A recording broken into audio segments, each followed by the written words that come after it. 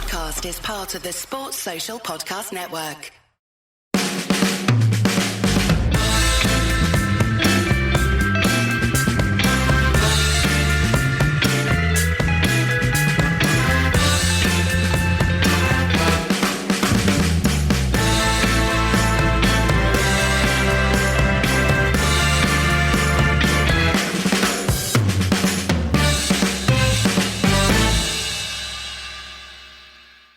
Welcome to No Question About That. I am Ed with Adam today, a few minutes after the final whistle. Manchester United 5, Olympique Lyonnais 4. What the actual fuck was that, Adam? I just don't even know how to put into words the chaos we've just experienced.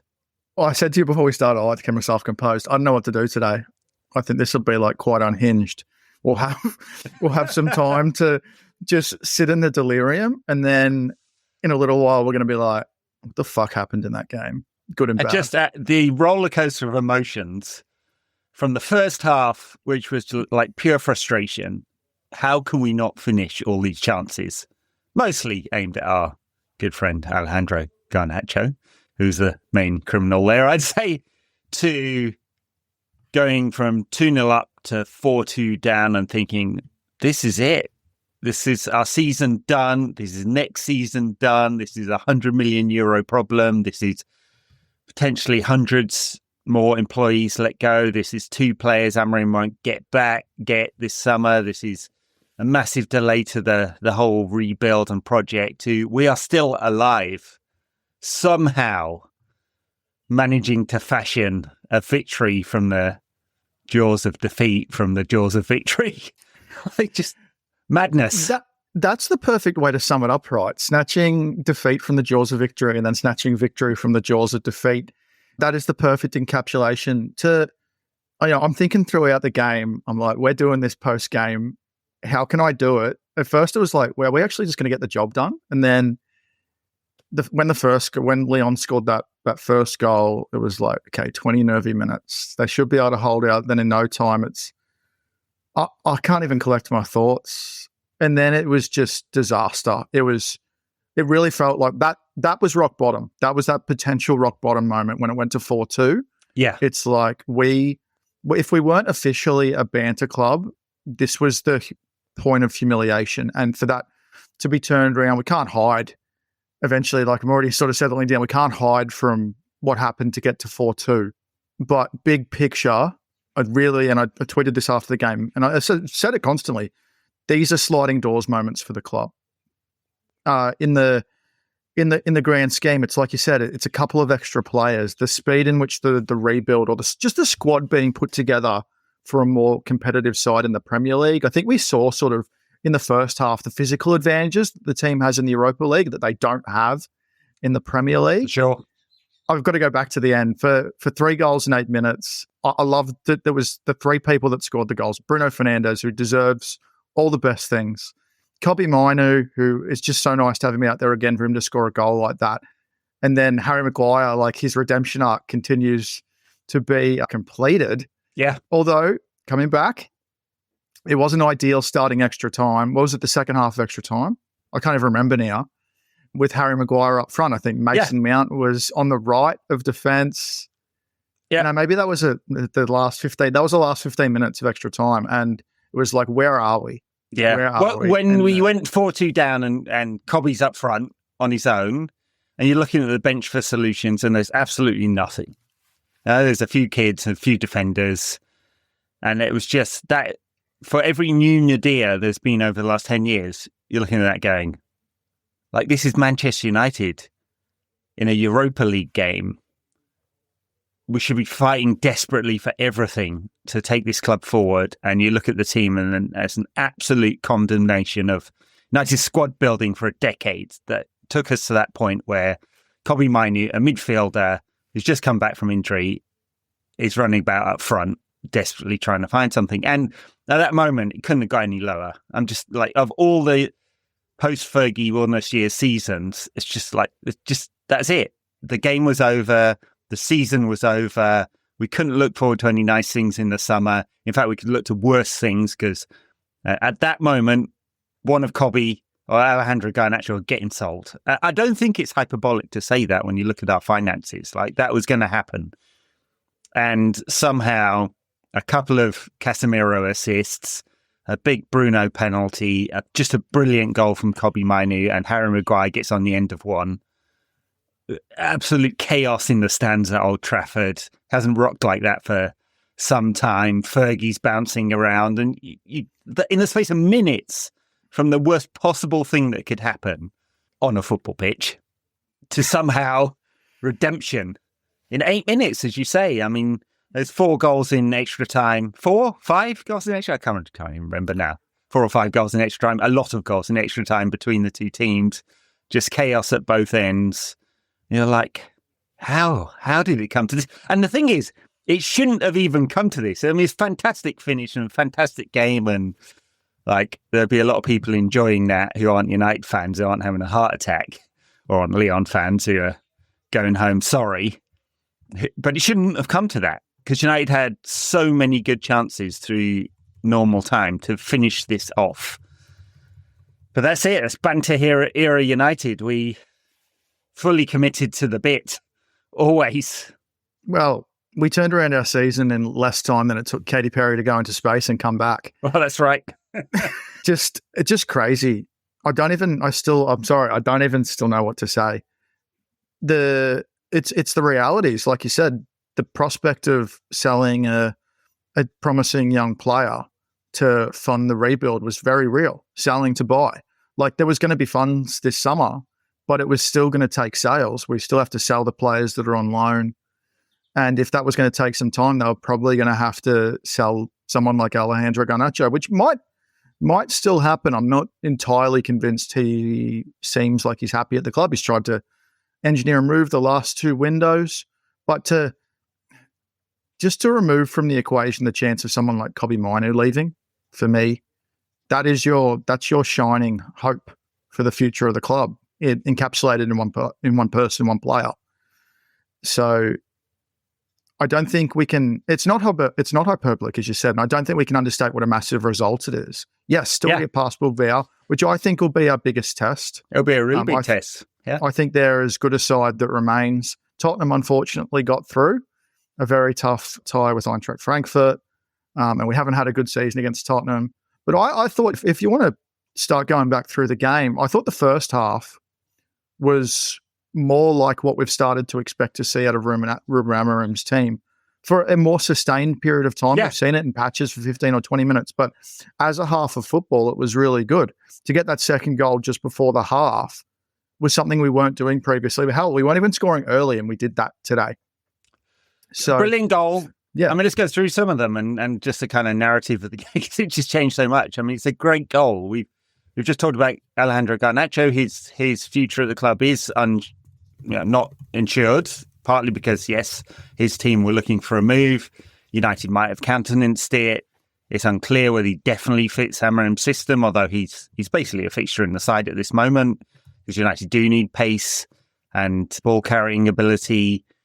He's a very talented player who can do absolutely everything, just not all in one, like not all strung together, and definitely not all in one game. There's so few games where you don't feel frustrated by him. That's a factor of his age, but also his greed and selfishness and the lack of football intelligence at times.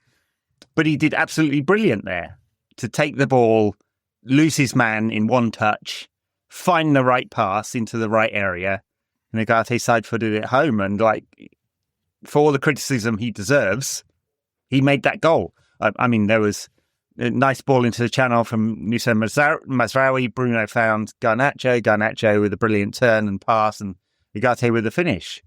Like, that is a Ruben Amorim goal. 100%, right? It's like, if you can take the archetypal goal, that is about it. And we scored one, and it was great. I think the system requires it, right? To open, like, with the players, I don't know, not having the athletic advantages and things like that. An early goal just opens up things for them. Like, we saw a really good performance from Diogo Dalot. He's been much better the past 5 or 6 games. I'm still convinced that's getting a little rest. I think if the game went on, the more tired he got, the more brain dead the decisions became. And that, to me, is reminiscent of the sort of season he's had, where he's played just so much football. Doesn't feel like he's had any rest at all. And you get those tired mistakes. And I think we see the same with Alejandro Garnacho tonight. That goal reminded me of why I think we like him on that right-hand side. The decisions are simplified. Yeah. But that touch to lose the two defenders, it made the goal. And then also I'd like to give some credit to Rasmus Højlund, because that run that he made, dragging the defender in towards the goal, creates all that space for a box scratch to run into. Once upon a time would have been Scott McTominay, who's been the topic of discussion again this week. Mm-hmm. But yeah, it opened that space for Ugarte to finish. There was actually a video on X. I wish I knew who posted it. It was showing what they were doing pre-game, and it was actually an exercise much like that. But that's what you're talking about. That's the Ruben Amorim system, getting those cutbacks. It's more like what we want to see. The second goal, Dalot, who I don't think for this system he's a good fit. I think there's many things to praise for Diogo Dalot: his effort, his work rate, his ability to be up and down, his availability, which is not always players' fault when they get injured, but he's just available all of the time, and we need that right now. So lots to praise. His quality in the final third, I think it's quite mediocre, but that's where we are at the moment. But that was good. Got it out of his feet, strength to hold off the defender, and striker's finish. Couldn't have been any more in the corner, and it kind of had to be, didn't it? Because you look at the replay, Perry basically had it covered, but for that sliver of space. So just fantastic goal, going at 2-0, just right on half-time, wasn't it? Perfect. Plenty of praise for Dalot from that moment. It's the goal before half-time and the early goal. It's the things that they haven't been doing all season long. Since Ruben Amorim took over, we haven't been scoring early. Certainly haven't been scoring first. And it feels, again, into the second half with the problems of not being able to hold and sustain a lead. But it was just more like the performances we expect. You and I talked about this after the international break. We wanted to see results with match performances. Yeah. And that first half was more like it. A couple of moments from Lyon in the first half. I think Andre Nana made a couple of good saves going to his right. He can do that. I mean, actually, if you look at the data, I tweeted earlier in the week that he is an excellent keeper if you look at the data, right? His both shot, expected goals against, saves, numbers are as high as anyone in Europe. And it's just the untidiness. It's like he'll make 3 brilliant saves and then chuck one in, and that's just not good enough. But here, he made up for that. I mean, he went when United scored that second goal. What did you make of that? Well, it's the risk. It's the risk you run, right? Like when it's 4-2, you look like a fool, and then at 5-4, then all of a sudden it's not a problem again. I guess it's the same last week. You can do those things, but God, it's got to be backed up. It absolutely has to be. Yeah, he turned around to the Lyon fans. He was giving it the big I am. I mean, it's not the Lyon fans that made him get all braggy in the newspapers, or made Nemanja Matic clap back at him, or made him chuck a couple in France last week. So he's a grown man. He's a professional footballer.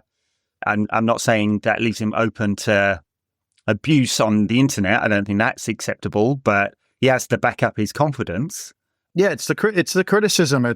Arrogant sports people, there's millions of them, right? Only a few of them back it up. I mean, I don't know what a good analogy is. Michael Schumacher, the most arrogant sports person that has ever lived, backed it up all of the time, right? And Andre Onana has to do that if he's going to do that. If he wants to keep a low profile, they'll just be focused on his performances, which have been mixed. But here he made a couple of really good saves. It's 5 in the game. They're all crucial. They also let 4 in. Not entirely his fault there. What did you make of the was it the second goal where he was too stiff with it, and it opened up the potential for the goal? He's still having that issue where his hands they were talking about this midweek, where his hands aren't quite soft enough. So he's parrying it straight in front of him instead of out wide. I mean, he does it a lot, doesn't he? The second, the Tagliafico goal. No, which one are we thinking of? The second Lyon goal is... My brain is scrambled. Yeah. But it was even the save he made when it was 2-0 or 2-1. It sort of came straight back out into the 6-yard box.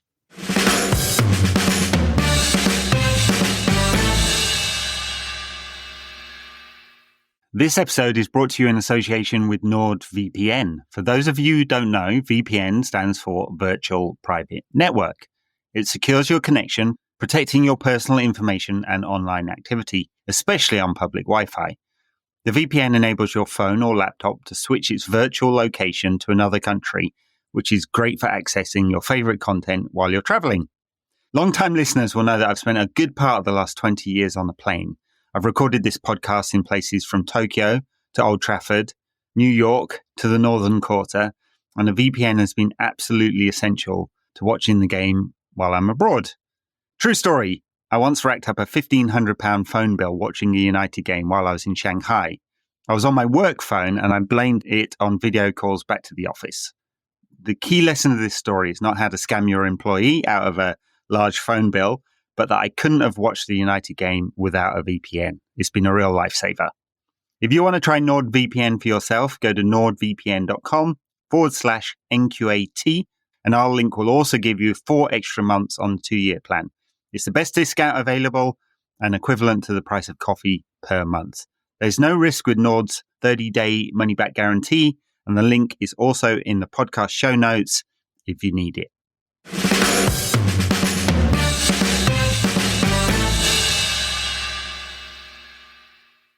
And it's really common with him. I mean, it happens a lot, and not just the ones that we've seen. They're not always counted as errors leading to a goal. So he has 8 across all competitions since he joined the club.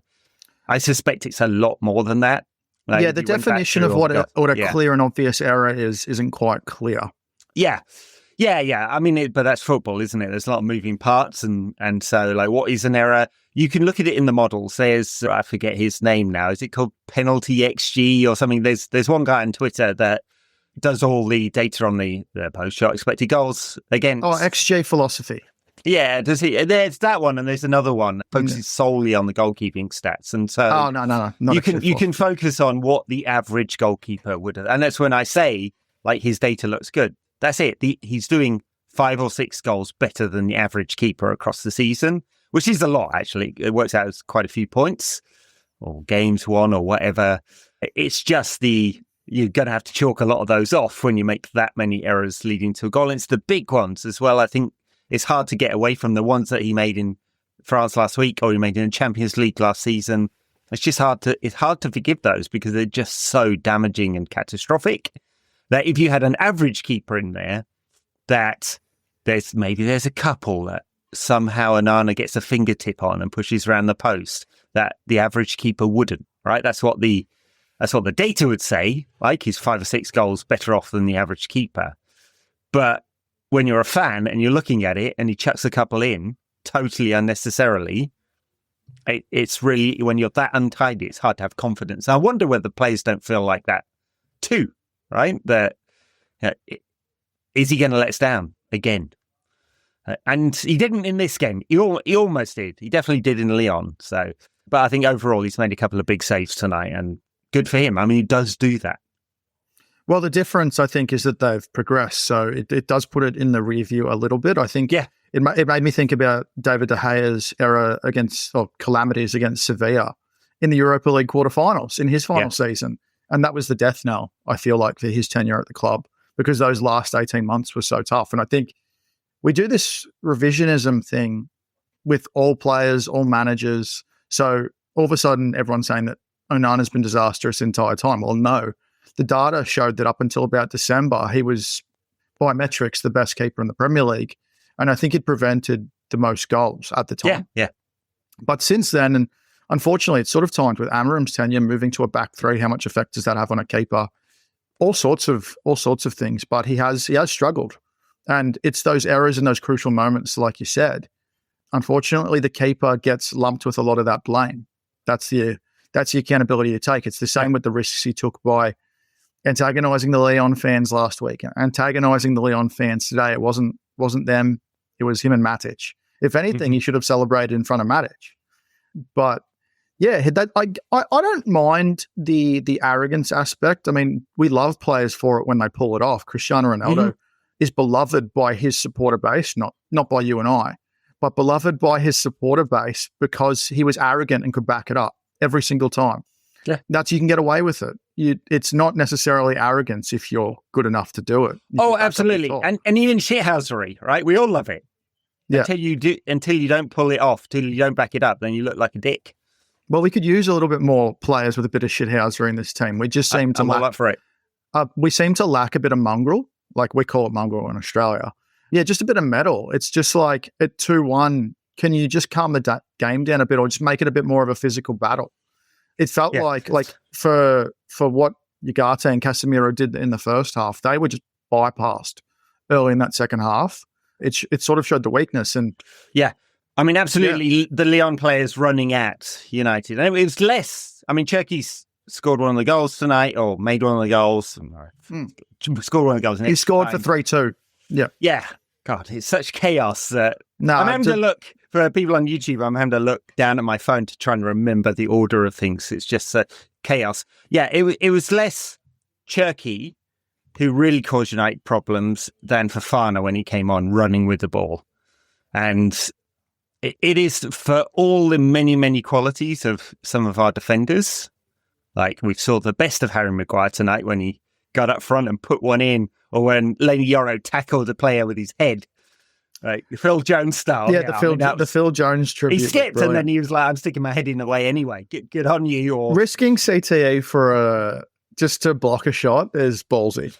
I know. Yeah, absolutely. It could have been really bad, right? So some of that is good, but the ease with which players running at our defenders have joy, or the difficulty with which some of our defenders have in dealing with that we struggle against pacey ball carriers because for sure we just don't have the athleticism. Like we saw Lenny Yoro's biggest trouble was against Southampton in that game where I can't remember his name.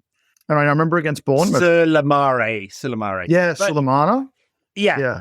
It's Lenny Yoro doesn't have a problem with speed, right? We saw tonight actually a couple of times he covered. He's the quickest player on the pitch. I mean, but he does, turning in tight spaces. I wouldn't say he had the same kind of problem as Matthias de Ligt and Harry Maguire. He's more nimble than that, but I think he was blades as well, because along with a few other players, he's slipped a few times, right, rather than the studs. And it's a choice to be more nimble and lighter weight. But when you get turned inside and you're inside the box and you end up on your face, that's the risk you take. Yeah, he got ripped by Cherki in the first half near the halfway line, and he just couldn't. He just lost him, and that nearly made them pay. I really enjoyed though in the first half him bringing the ball and getting more comfortable on the ball. He was arguably the best ball carrier we had in that 11. It was kind of embarrassing in a way. It's become a real feature. Of he's getting more comfortable and quickly. He's had a really good 3 months. I don't have a lot of worries about him. He's a young player. Thierry Henry decided to have a go at him the other night, and it wasn't even like a nice go at him either. It was like mocking him in this kind of really quite strange. Yeah, it was strange. I thought the angle of the criticism, it felt pre-prepared. Like they set up the bits and they rehearsed it in order to mock him. That's what I thought. So someone who does like a sports media watch was sort of talking about their interpretation of it was that's a CBS skit. It's not a Sky skit. Yeah. It's something American audiences enjoy. That's something they're used to, the Stephen A. Smith sort of style of punditry, if you will. But UK audiences didn't take nicely to it. What I posted about it, I got made fun of for saying that Thierry Henry was effectively bullying him. But that's what it was. It was something that defenders do all the time. And for Henry to act like he'd never seen it before, even Jamie Carragher looked a little bit surprised in his reaction, which was something I wouldn't have expected. But yeah, it's just the manner of the criticism is strange. There was plenty of criticism for that Newcastle game, just to pick that out in particular, was quite odd to me. I thought Henry had actually coached him, but Yoro didn't go to the Olympics, so I don't think they'd had any crossover in his time with the French team. Yeah, I didn't like it at all. It's something we get off certain fan channels. Don't need it off mainstream punditry. They're there to add something. Yeah, if they don't add something, I don't like it. I mean, you're right with the CBS coverage of the Champions League. It's very bantery. Doesn't really do anything for me, that kind of stuff. Actually, it was a joy today because they had some kind of glitch and we didn't actually get any comms for a long time. So you could just watch the game with just the sound on. And by the way, every single broadcast that should allowed us to do this. I don't habitually watch the pundits. I flip between US coverage and UK coverage. And I don't always watch them just because most of them annoy me. I can do my own analysis. There's people on the internet who do much better, deeper tactical analysis or data analysis on football that anyone in mainstream media does at all. I understand why they keep it broad, because they've got to go for a broad audience. They can't go super nerdy. But for me, I prefer the nerdy stuff. So I mostly avoid the pundits. I catch up on bits where I want to see what they're saying. Like I caught Roy Keane's thing the other day where he was having a go at Bruno Fernandes. Again, it's becoming tiresome, honestly. It was a bit ironic saying sound bites from someone who lives off sound bites as a pundit. He's now just a sound bite, and magnificent player. Loved him. We had by the way, just to push the Lost Tapes on Roy Keane last week. Find it wherever you get podcasts. People find it hard to separate. He's amazing as a player, but as a pundit, I'm really not impressed. Manchester United suffer as a club, I think. I don't think it's by... On the list of things that have made United fail over the last 10 years, it's the 150th level thing. But we have a lot of ex-United pundits who are almost entirely critical and snarky about Manchester United and almost no champions, right? And look at the same with the other big clubs in the media. Whether it's written media with City, we know they pay people, so client journalism, etc., or especially with Liverpool, loads of ex-players are champions. And there's no club has more of that support. Like Ian Wright does a great job of it for Arsenal. And I'm not even critical of it. I think it's important to have almost a dissenting voice, because the big clubs are always going to be in line for criticism before anything else. But I'm curious, what's your perception on why the United ex-players take that angle? Is it producers in their ear? Is it resentment of what's happened to the club, what they'd built falling down? Or is it something else? Oh, that's interesting. Resentment. I don't know. I'd ever thought about it like that. Like that we built something and these guys have destroyed it. I don't know if it's that. I mean, I think there is some, especially with Roy Keane, he has very little time for people who fail. He also actually, I think if you read some of his, is it one of the autobiographies? He has very little time. He has even less time for the big players who are in a failing team. Like he points at the players who should be doing better. That's probably a lot of what's behind the Bruno criticism with him. Yeah. But generally speaking, to answer your point, I think that's the thing that's expected, right? Like you love them or you hate them. Never ignored, hated or never ignored, all of that kind of stuff. There's a lot of people tuning into Manchester United who kind of expect the snarkiness. And so I wouldn't be surprised if they're not encouraged to keep on with the snark, which is most of it, right? I mean, you got a few categories. You've got super snarky Roy Keane and Paul Scholes. You've got kind of trying too hard to be objective, Gary Neville. It just goes the other way. It's odd. You've got the pundits who are kind of not very bright and not very articulate, like Rio or Owen Hargreaves or Peter Schmeichel. He's the worst. He's not particularly snarky about it. He just can't articulate anything. Yeah, he's not well spoken, and that's... No. I mean, it's absolute fucking word salad. I know English is not his first language, but it's pretty much.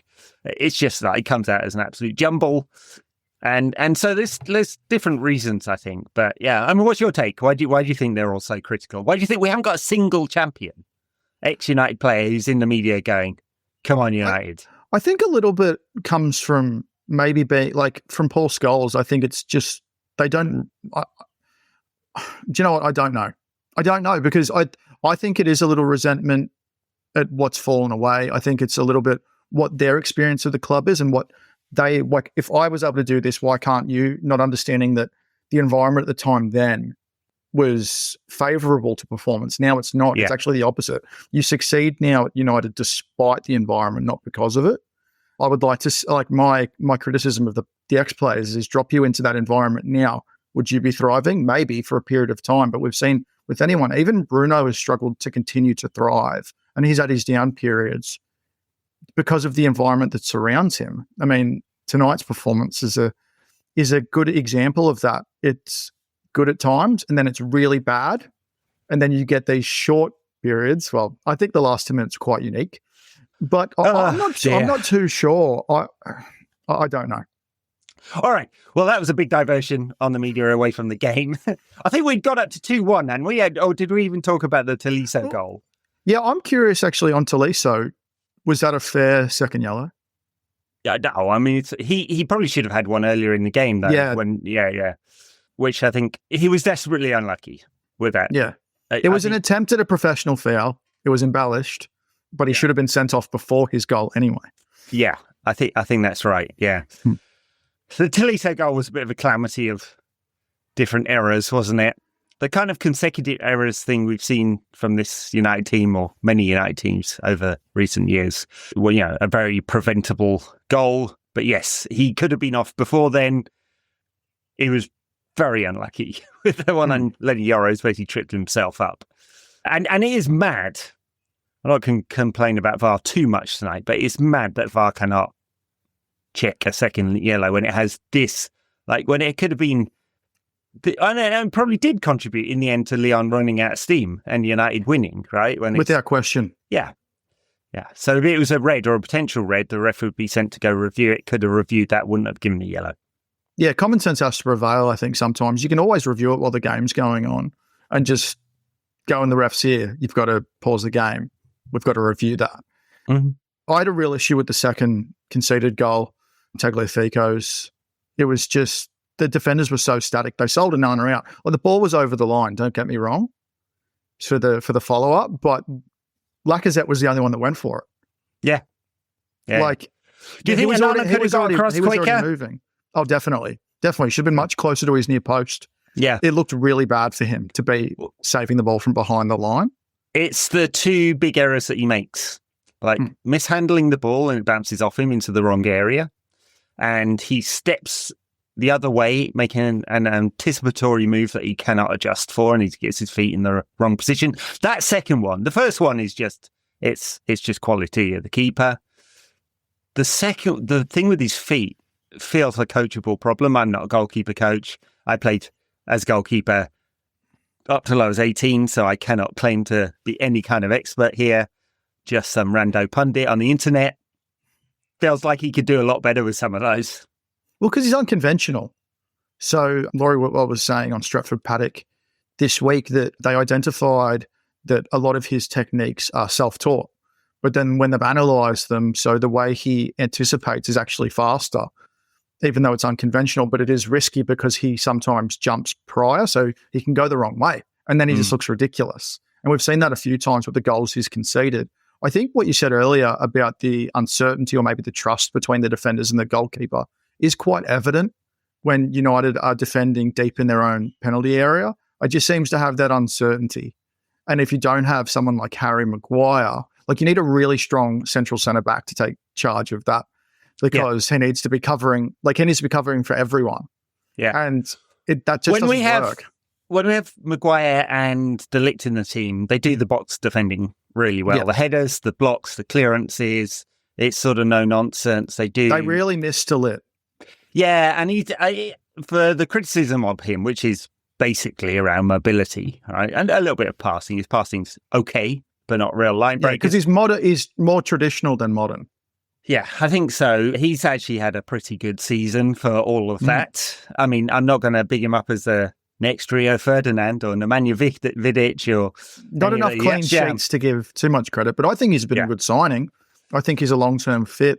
He's young enough to be moldable, and the errors he's slipped into and that's seen him move from club to club, they're fixable. Yeah. So, and I think because of his versatility to play that middle role and the right side, and he's getting more comfortable in possession and with his long-range passing, he has a role to play, and we need as many of those players as we can get.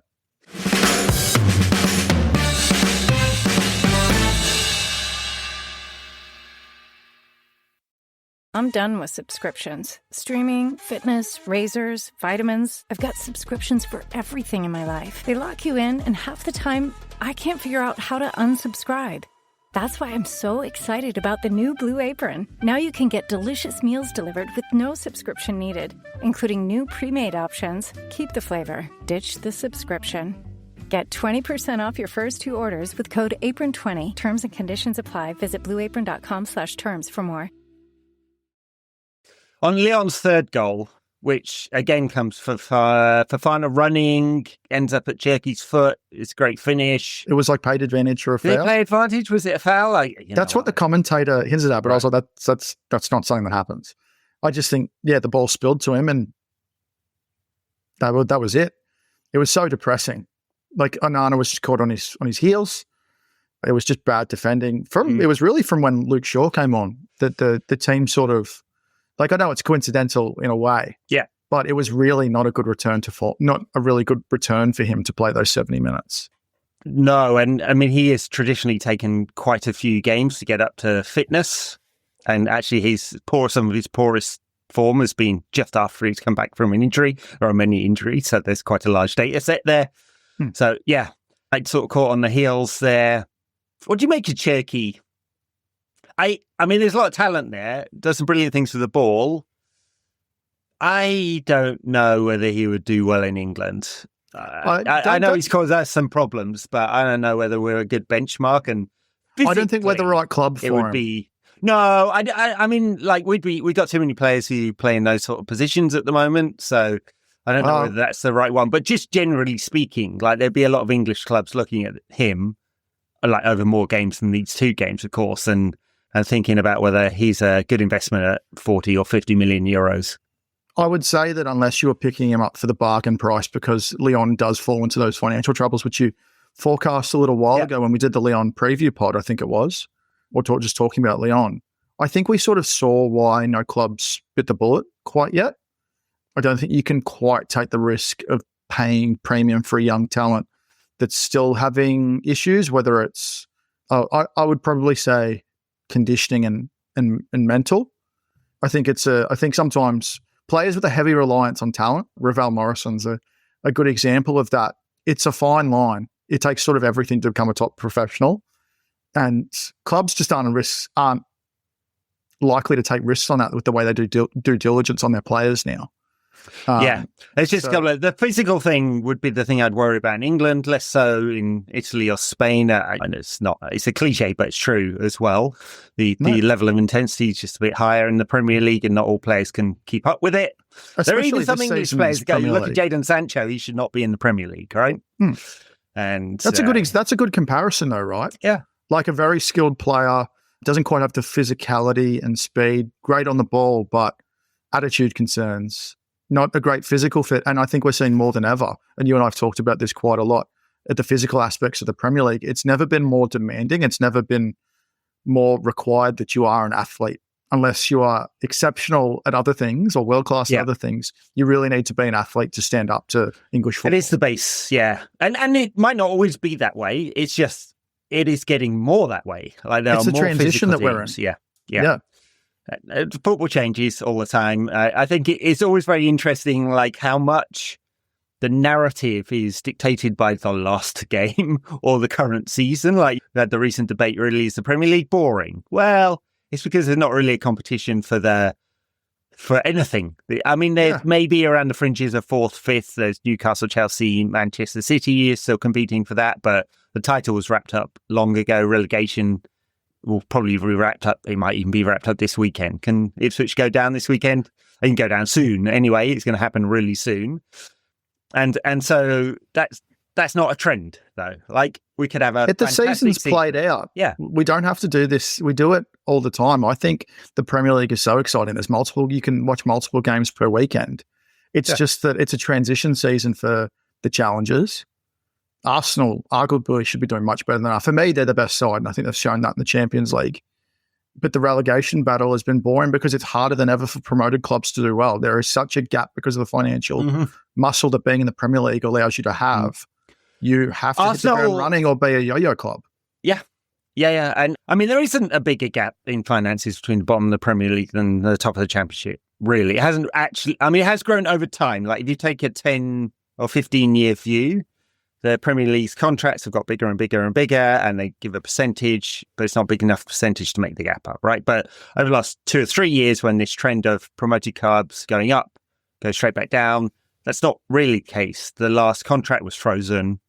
Like they do give the parachute payments are actually more distorting for the Championship than they are for the Premier League, really, because the parachute payments will be bigger than most clubs' budgets in the Championship. So the issue may be that the same clubs are coming up again and again. I don't know that you're going to fix that necessarily it compounds when clubs actually manage to stay in the Premier League. I mean, Ipswich coming up, they'll have got 100 million, 110 million in broadcast revenue this season. They'll go back down to the Championship, have that money, which they spent pretty much all of it anyway on transfers, whatever they get in terms of selling players, and then they'll get parachute payments and they'll be in a very good position to come up again. That's almost more advantage than like the second more next with the time they come parachute. up, they'll be in a better situation, right? You do need to survive that first season, then you're in a pretty strong position. I think the biggest issue for clubs that are getting promoted now, because of the style of football, you have to play the right style that transitions against the Premier League, because otherwise you have to transform the way you play when you get promoted, because you can't play front foot football necessarily all the time. We've seen that with clubs that have played really attacking styles in the Championship. And it's like, are you going to do this in the Premier League? And it doesn't translate, and they just ship Burnley, goals. Ipswich, yeah. Yeah, Burnley's a great example. Yeah. Yeah, but it'll get you a big job elsewhere if you do that. So play tippy-tappy. Kieran McKenna will take another job if he wants to. He signed a very long-term contract with Ipswich with saying he's one of the best paid managers in the Premier League. Unbelievably so. Ipswich, interesting one. we don't need to dig into them too much, but they're owned by a pension fund, which is very weird. But there you go. All right, on to the fourth goal was the penalty. Definite penalty for me. Lushaw's tripped in, then Lenny Yora's made sure. That's Fofana causing us an awful lot of problems. Again, just players just running, just not quite up to speed. Yeah, panicked. Yeah, stuck his foot out. It was both challenges were almost needless. You just needed to shuttle him more than anything else and try and corral him to the side. But they were both charging in, and there was like almost nothing they could do but or even just block the space. Yeah. And then it makes it a much harder call. I thought Yoro was going to close him out at first, and then Shaw's coming across, and they're both at fault. But it was just a perfect summary of the collapse that the team had over 60 minutes. Yeah, Andre Onana did the Andre Onana thing with penalties. Died the wrong way. Just stand the fuck still and dive for it. He's athletic. He might actually get to one if he just stood still and tried to. I mean, it was a good penalty. It's right in the corner, but he just dived completely the wrong way. It's like, I don't know what the data is. Someone please calculate this data. Go and watch every single penalty Andre Onana has ever faced. How many of them does he go completely the wrong way for? Because it feels like a lot. How would you have felt with Onana in a shootout? I mean, not very confident. I mean, he's got that David De Gea. Remember David De Gea? Villarreal? Yeah, that's the echoes I got. 11 out of 12 penalties or whatever I did not want to shoot out for the stakes of everything. Like I was so nervous coming into the game, and then at 2-0, felt great, and then the stakes were just so heavy on it. The more goals we conceded, like, oh my god, like the sliding doors of it all, just the position. We've already talked about at the start of the pod. But I couldn't stop thinking about it. I was like, this felt like true rock bottom. People were like, you would have seen it on the timeline. It was like, this is it for Amarim. So I'm not sure what you think in terms of credits in the bank. What does he need to do now for the rest of the season? Win Europa League. How does from your perspective as a former match goer, I'm curious, how does he maintain that support? Would winning the Europa League be enough, or does he have to sustain it with good performances in the league too, to really get some credits in the bank before the start of next season? Yeah, I mean, I think there would be a lot of pressure. Old Trafford's apart from a few toxic moments, I think it's still very much behind Amarim. You can hear the away fan singing his song for 90 minutes when United are away from home. I don't know if I like the song because it says something about the state the club's in at the moment, that we need that. Like, we're looking for someone to turn it around. I think the hero worship actually hasn't been good for United. Messiah complex. Of manager, Messiah complex, that this one person will save everything. He's a very important person. He's less important than previous coaches because they've restructured things. It's not all going to be on him. But he needs the resources, of course. We can sort of write off this season, sort of, right? You cannot ever completely do it. There's a few pundits in the media that are talking about how rubbish he's been, the more loud mouthed ones, Richard Keys and that lot, and a few others who are... I did see that on BN after the Newcastle game. They were having him and Ali McCoist They were having a ball. Yeah, and I think that's too much, right? He's coming halfway through the season, didn't want to, didn't get the resources he wanted, got one young left back, didn't get an attacker when they shipped 2 out. And 3 if you count James Sancho and earlier in the season. Now you can go, oh, well, they weren't doing anything for us. And Anthony had been pretty rubbish for 2 years, especially this season and most of the last season as well. And Jadon Sancho was pretty toxic, I would say, as an impact on United, and they were just desperate to get him out. The big one was shipping out Marcus Rashford.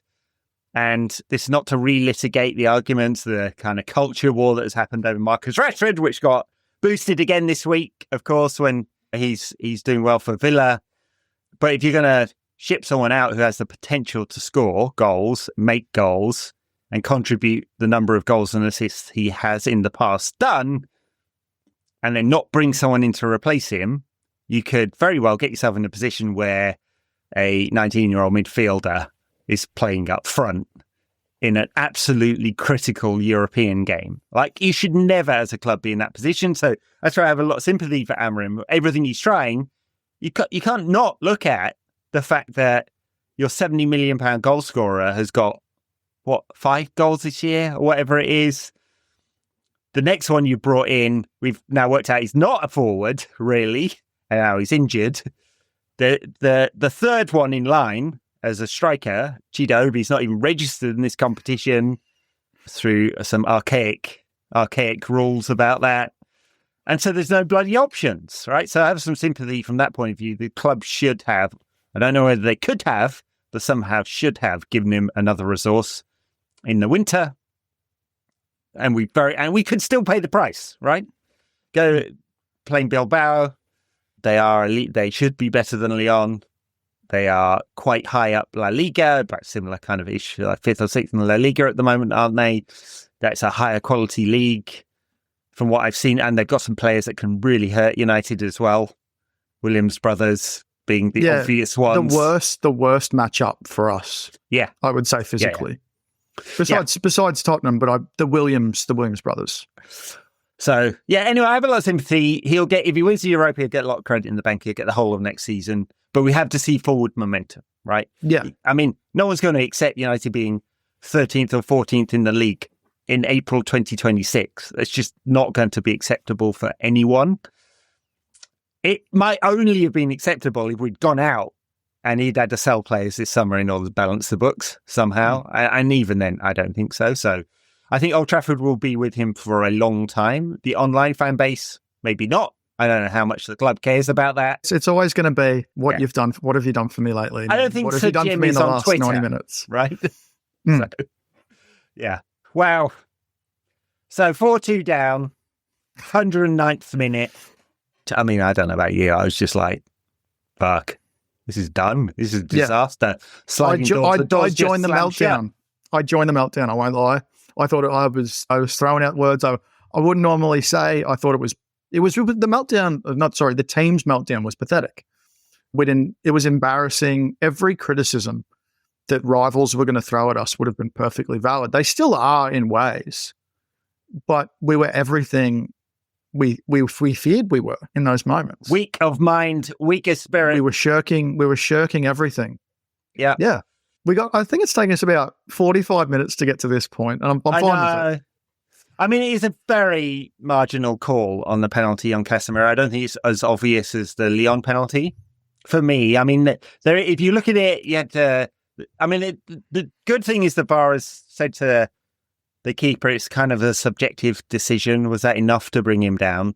So there was maybe a clip on his heel. It's super blurry. It was the angle where you could see the clear kick to the foot. That's what I think decided the it. studs up one. That's the clearer foul, isn't it? Yeah. It looks like catches his foot. Yeah. I thought the Maguire drag down was more of a penalty than the Casemiro one. On the shirt, I think the only thing that saved it was only because Maguire had the shirt too. Maguire's I think that's why also fouling.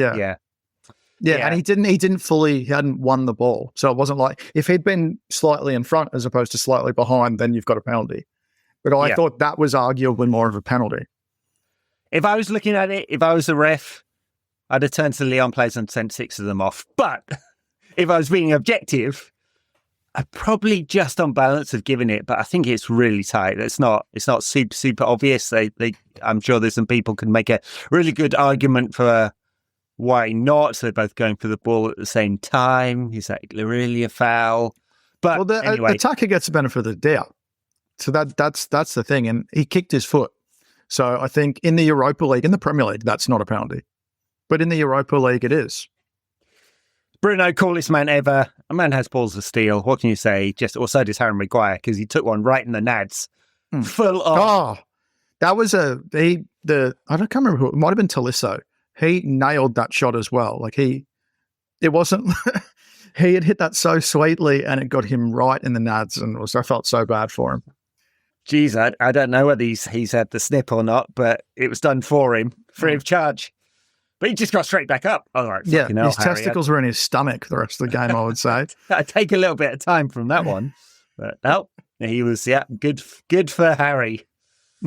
Oh, but yeah, second balls of steel, Bruno Fernandes. I mean, if you had a gun to your head and this is a football form of Russian roulette, is there anyone in world football you'd want to take that penalty more than Bruno? No. If he fails, you're gone. No. I'd pick him.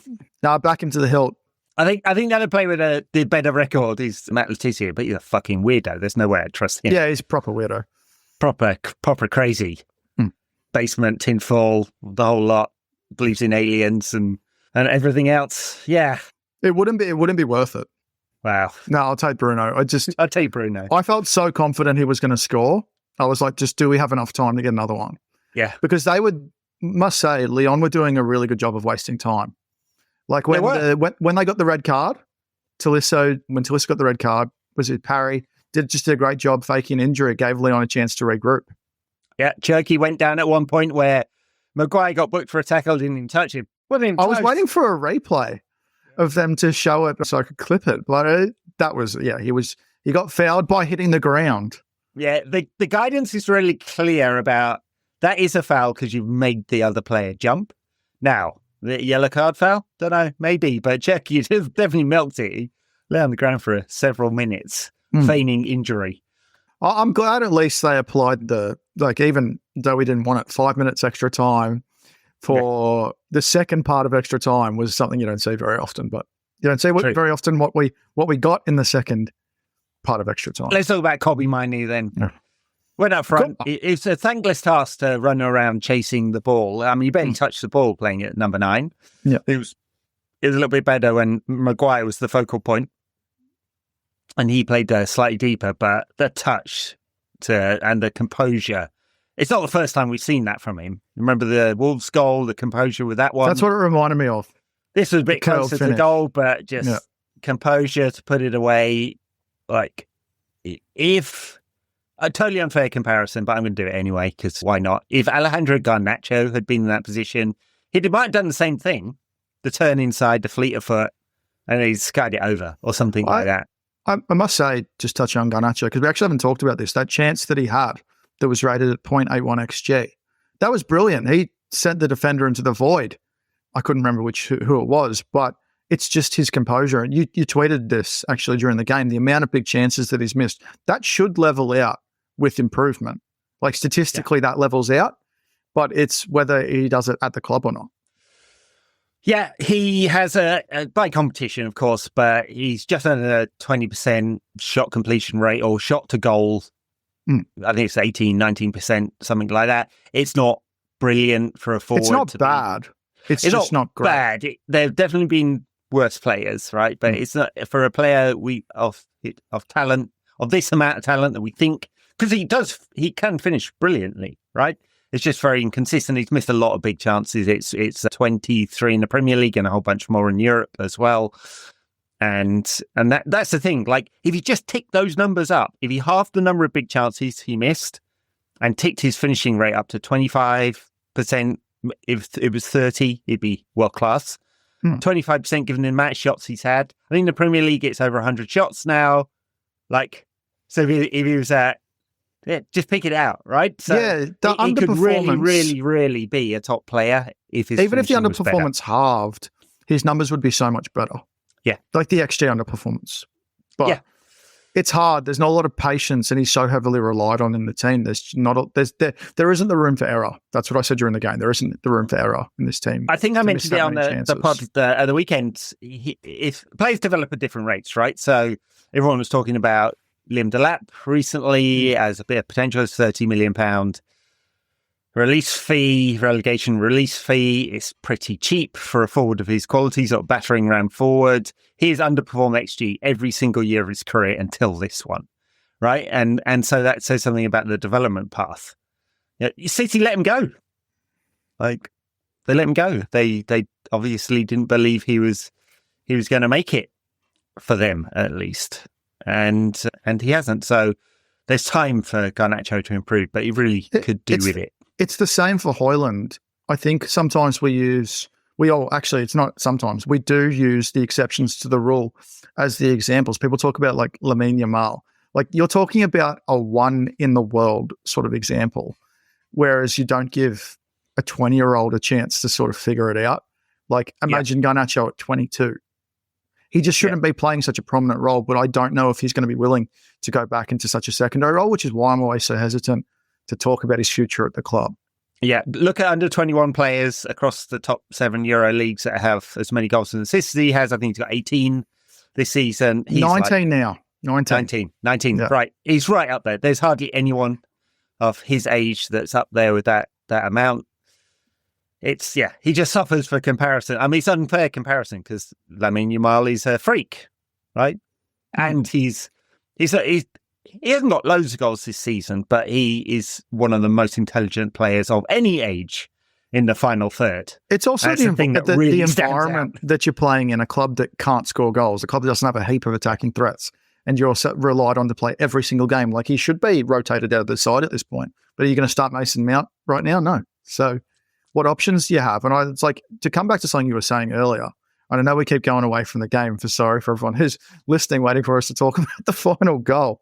But you were talking about like the squad build and what we were left with. Like, even if you don't have Rashford and Sancho and you're sending them out, those are still assets you're putting on the shelf. And like, that's great for in the summer when you sell those players who aren't being used. But right now, it leaves you with a bench that is bereft of options. Like, are you going to throw in like a couple of the youth team accounts, like Academy Arena, Academy Scoop, we're talking about throwing in Jack Morehouse tonight. But that's a really brutal environment to throw them into.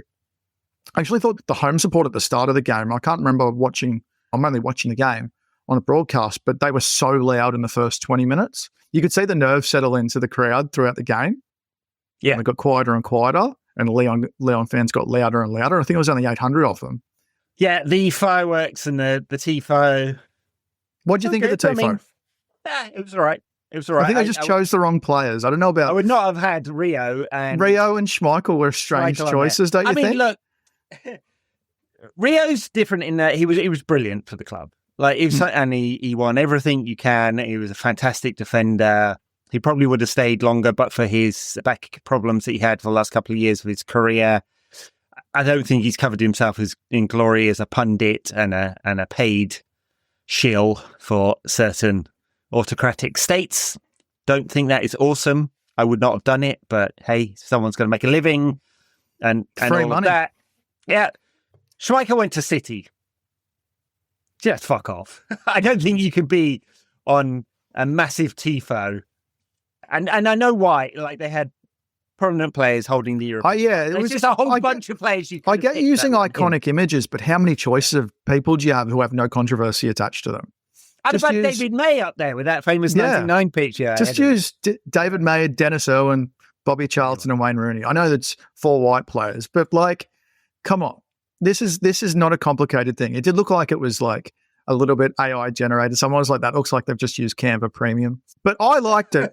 No, Canva's rubbish, the AI, just as someone who's a creative these days. I have used Canva Premium, I will say. No, many better AIs than that one. I like the concept. It was nice to have, like, pre-game, it was really nice to feel like this is a big European night. Like, when I watched the Champions League this week and last week, I was like, I really miss this. Yeah. I really miss that feeling of like those sort of stakes. And tonight had those sort of stakes because of the financial reward. And it was interesting as well. I know we're dragging it out again, but the Daily Mail's ironic criticism of the automatic qualifying place for winning the Europa League, adding incentives to a tournament like this is a good thing. To have those stakes on the line is a good thing. Don't we want promotion? It's the same concept, but Ian Ladyman just can't help himself. I mean, that just totally smacked of the editor going, like, find a way to criticize this. Yeah, it's just stupid. I mean, hey, I didn't bother because I know what the answer is, but go check the archives. How many articles of this nature have there been over the last 10 years? Maybe one in 2017. I don't know. Yeah. How many times have they complained about it since it was instituted in 2014? 10 years ago. I'm guessing not many. I think it's a great thing. And like for a club like United, it's the same as a smaller club who's probably in a healthier financial position. It can financially springboard you. It's a good incentive to have. You could launch your club from winning the Europa League, sort of the way Sevilla did back in the day. I know they're struggling now and they've just sacked their manager, but it offers you an opportunity to transform your club. Atalanta are sort of taking that opportunity. Yeah, I don't get it. Well, I do get it, but I don't like it. I think there's a fairer criticism if you said, hey, England could have 6 clubs. Because I think I'm right in saying that they used to have this situation where you could only have a maximum of 5, and the 5th one would be if you won the European Cup or you would lose the extra league place, right? You'd lose the extra league place. I don't think that's true now. No. And so I think England could have 6. No, they changed the rules when they tried to please them post Super League. I don't think that's right. That club should have that many teams. So that's the one criticism. I would change the qualifying pathway. Yeah. I would make I would make the 5th team in England. You have to go from the second qualifying phase. Place. Yeah. Maybe that'd be fairer. I do think a reward for winning the tournament is right. I actually think one of the better competitions for completely different reasons is the conference, and we make fun of that one. It's European exposure for all those little clubs. You've got a whole bunch of teams in there that would not have had an opportunity in the Champions League or to be knocked out really early in the old format or whatever it is, that are getting late-stage European football that would not have happened before. I like that tournament. For the Europa League, there have been years when there have been higher quality, and we've got Eintracht Frankfurt, amazing support on the way down at the moment, like beaten by Spurs. So the semi-finalists are United, terrible season. Athletic Bilbao, having about their standard season. They are around about the 4th, 5th, 6th biggest club in Spain. You can argue about that.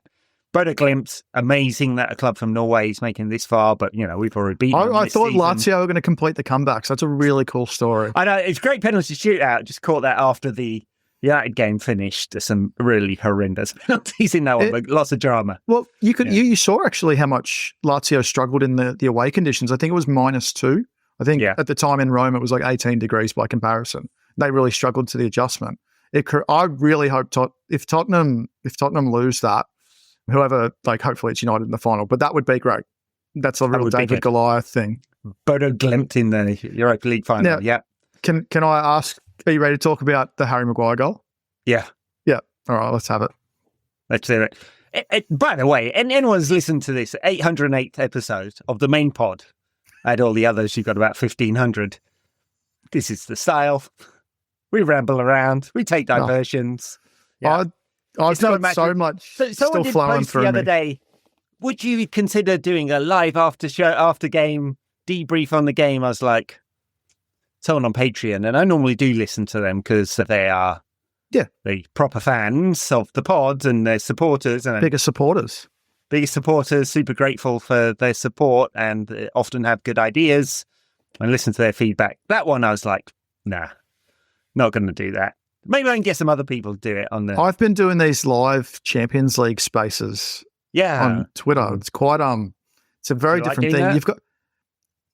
Yeah, I do, but you've got 12, you could have 12 speakers on at once, which means you're rotating in maybe every 30 minutes sometimes. But it is good because you get a variety of voices, but yeah, I probably prefer this sort of thing where you can hash it out. And there's no video on that as well, which I think you need a little bit more of. I think it's a bit more engaging.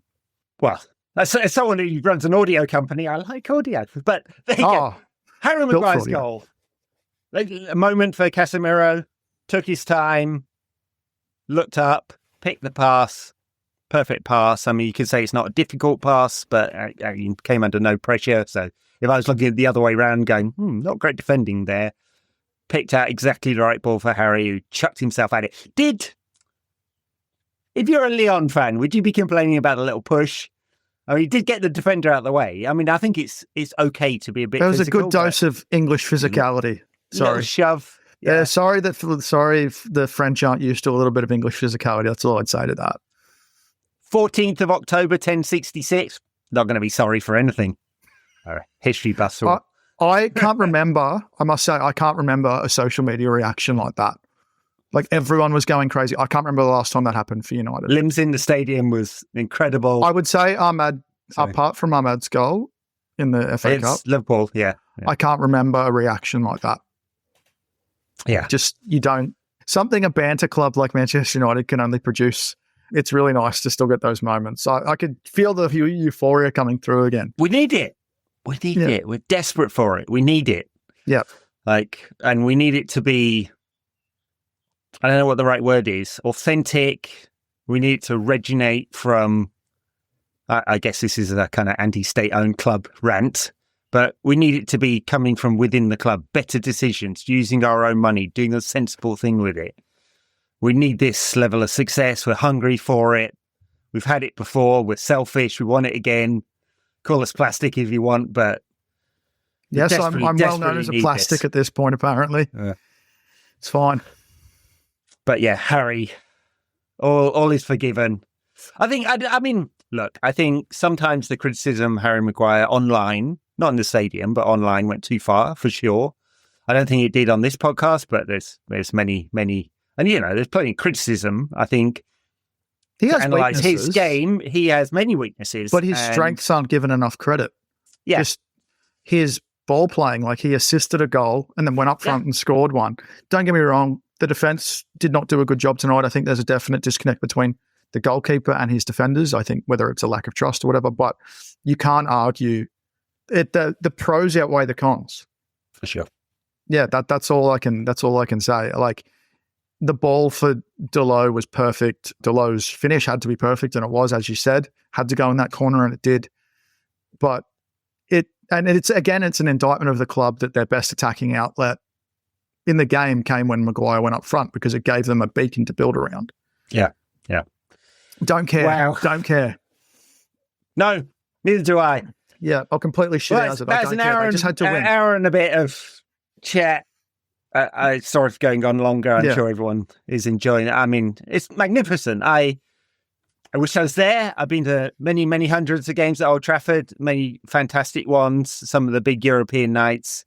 But these are the times I miss it the most and regret moving stateside deeply. There are many other reasons, but we won't talk about those.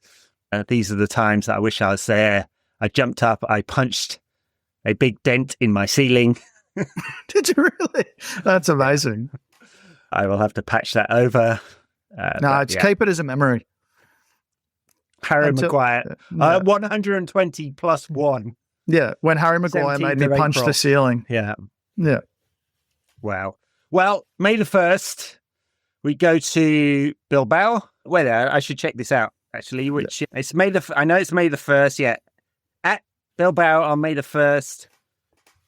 Old Trafford for the pain on May the 8th, because we will not be 5-0 winners in Bilbao. If we are, fantastic. It would save us all from more heart palpitations, but they're a good side. I don't expect this to be a walkover by any means.